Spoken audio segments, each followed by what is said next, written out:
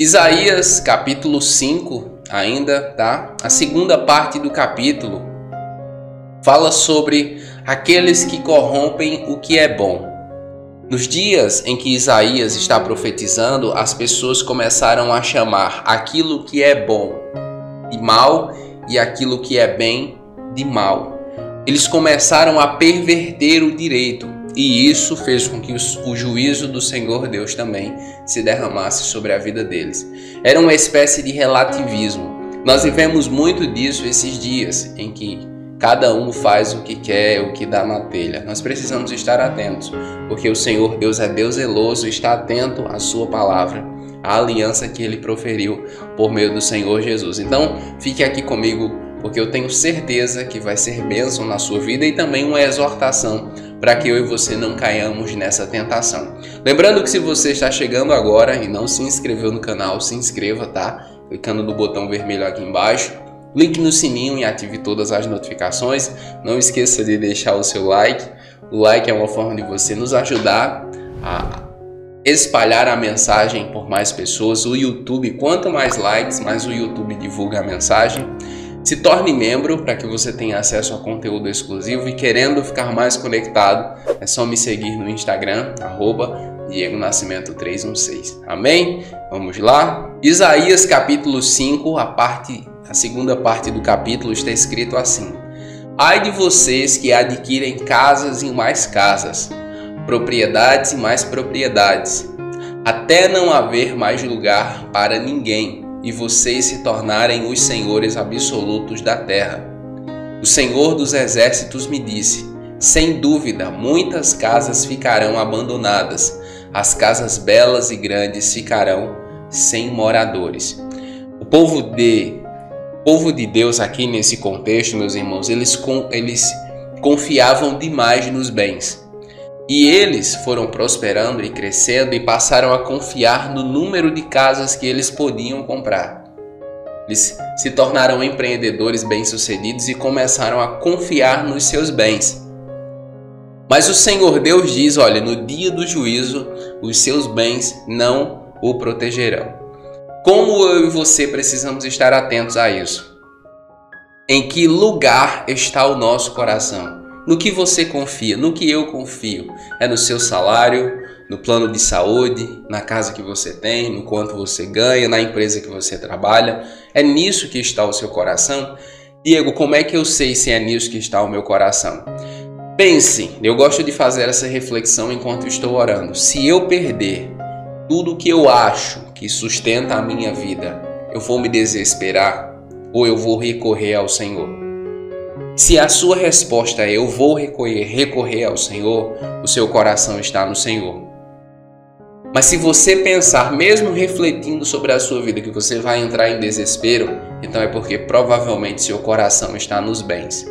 Por que é importante fazermos essa autoavaliação? Porque, meus irmãos, nós não sabemos o que pode acontecer na vida. Jó era milionário, muito bem sucedido num dia, no outro ele era um homem falido, e tudo isso veio por permissão de Deus. Mas Jó não desesperou. Jó permaneceu buscando ao Senhor Deus. Então, é importante que o seu coração não esteja nos bens. Nós estamos vivendo dias, já estamos aí no finalzinho dessa crise, mas nós vivemos dias, especialmente ano passado, em que muitas pessoas que tinham muitos bens, então, não podiam confiar neles. Muitos empresários sofrendo por causa da crise. Porque os bens não podem nos proteger. Versículo 11. Ai dos que se levantam cedo para embebedar-se e se esquentam com vinho até a noite. Beberrões dissolutos. Há muitos beberrões dissolutos na nossa nação. Muitas pessoas que se vangloriam de dar virote. O que é isso? É tipo passar várias noites acordado ou acordada, farrando, bebendo, 4, 5 dias sem dormir, bebendo, farrando, curtindo os prazeres da carne. O Senhor Deus está dizendo aqui: ai dos que se levantam cedo para embebedar-se e se esquentam com vinho até a noite. É muito importante, meus irmãos, que nós vivamos uma vida em santidade. E muitas vezes observando a vida dessas pessoas, até mesmo aqui, né, pessoas que vivem esse estilo de vida, são pessoas que constroem muito pouco. O meu pai era esse beberrão absoluto e construiu muito pouco. Construiu muito pouco, além de destruir muito severamente a sua saúde. Então tenha cuidado, a santificação ela vai preservar muitos aspectos da sua vida. Versículo 13. Portanto, o meu povo vai para o exílio por falta de conhecimento. A elite morrerá de fome e as multidões de sede. Olha aí, mais um dos motivos do exílio. Mais um dos motivos do cativeiro. Qual era? O meu povo vai para o exílio por falta de conhecimento. A elite morrerá de fome. As multidões de sede. O povo deixou de ter prazer em conhecer a Deus. O povo deixou de ter prazer em parar um tempo para ouvir a ministração da lei. Isso os salvaria.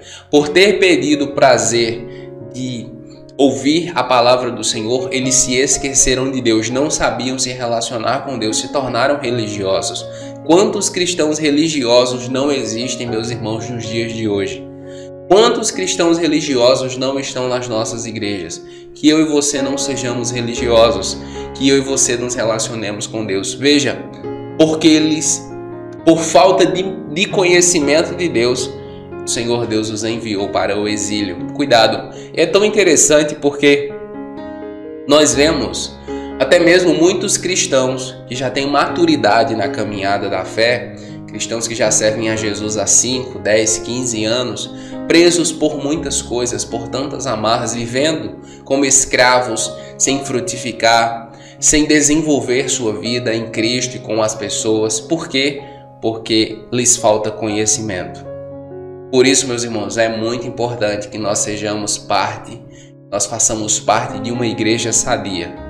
É muito importante, porque quanto mais conhecimento de Deus nós temos, conhecimento sadio, mais sadia é a nossa fé. Versículo 15.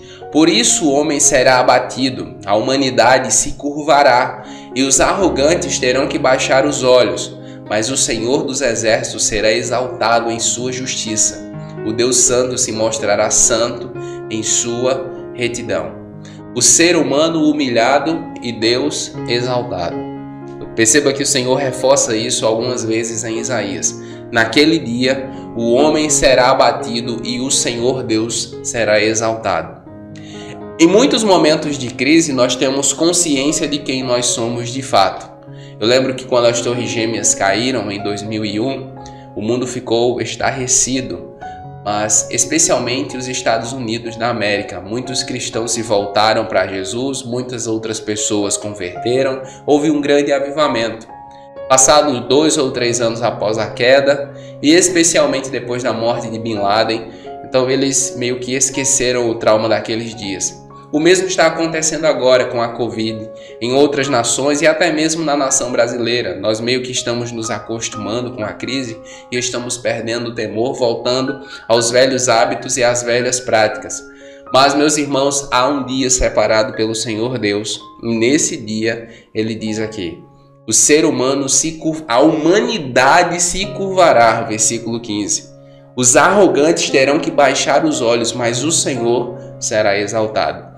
Eu imagino que esse dia seja aquele dia em que toda língua confessará e que todo joelho se dobrará para reverenciar o nome do Senhor Jesus. Versículo 18. Ai dos que se prendem à iniquidade com cordas de engano e ao pecado com cordas de carroça, e dizem que Deus apresse a realização da sua obra para que a vejamos, que se cumpra o plano do Santo de Israel para que o conheçamos. Esse contexto aqui você só vai entender se você ler bem, tá? Com atenção. O que é que o Senhor Deus está falando? Deus está falando aqui das pessoas que parecem ser convertidas, mas não são. Deus está falando aqui do joio, isso mesmo. Eu não sei se você já viu o joio e o trigo, eles são muito parecidos, mas muito parecidos mesmo. Eu assisti um vídeo esses dias que mostrava como eles são parecidos, mas há uma diferença que é sensacional. Quando você abre o joio não tem nada, o joio é vazio, mas quando você abre o trigo ele é cheio de sementes. É lindo, é sensacional. O Senhor Deus está dizendo aqui: ai dos que se prendem à iniquidade com cordas de engano, mas dizem que Deus apresse a realização da sua obra. É o joio, irmãos. Eles são pecadores, eles amam o pecado, eles amam a iniquidade, mas dizem que a vontade de Deus seja feita. Olha como são hipócritas. Há muito joio nos nossos dias e nós precisamos estar atentos para que nós não sejamos joio também. Versículo 20. Ai dos que chamam ao mal bem e ao bem mal, que fazem das trevas luz e da luz trevas, do amargo doce e do doce amargo.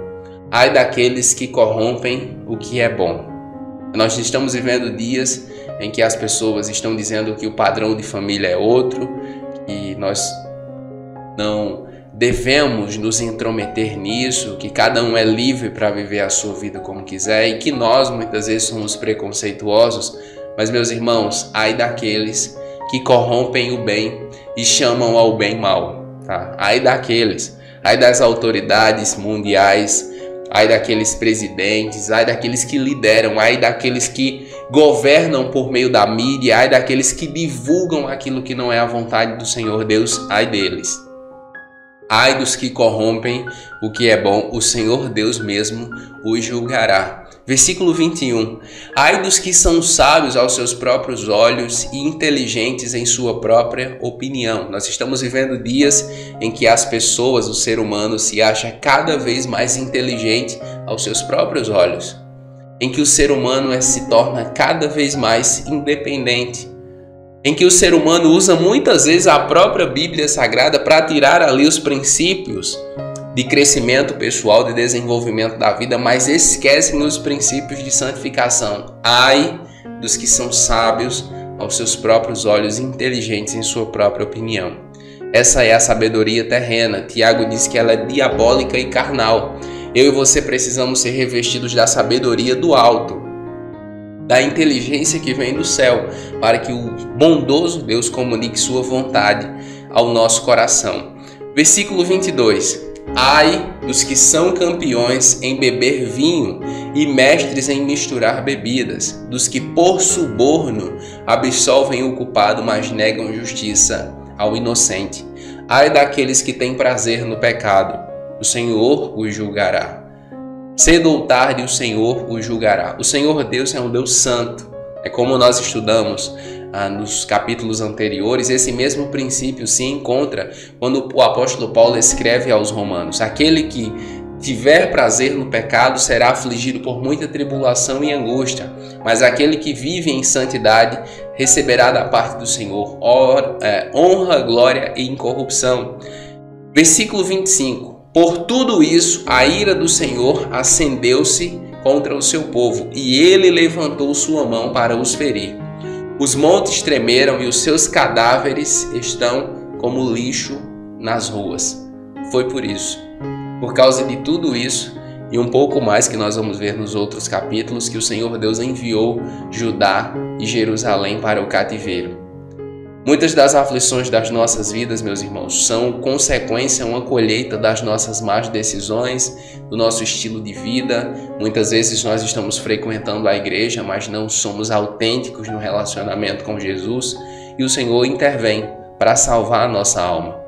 Lembra que Pedro, mesmo estando com Jesus durante 3 anos e meio, mas o negou e por vezes cometeu vários pecados. O mesmo Pedro que reconhece que Jesus é o Filho do Deus vivo, é o Pedro que tenta impedir Jesus de ir para a cruz, e o Senhor Jesus diz: para trás de mim, Satanás.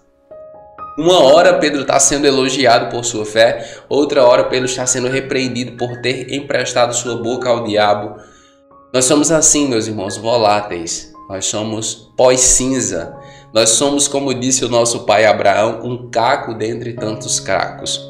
Qual o segredo que eu enxergo? O que Deus queria do seu povo? Humildade, reconhecimento, arrependimento, que eles se voltassem para Deus. Se eles se voltassem para Deus, seriam restaurados, mas infelizmente isso não aconteceu. Tenha cuidado para não corromper o que é bom e para não chamar de bom aquilo que é mal, aquilo que desagrada ao Senhor.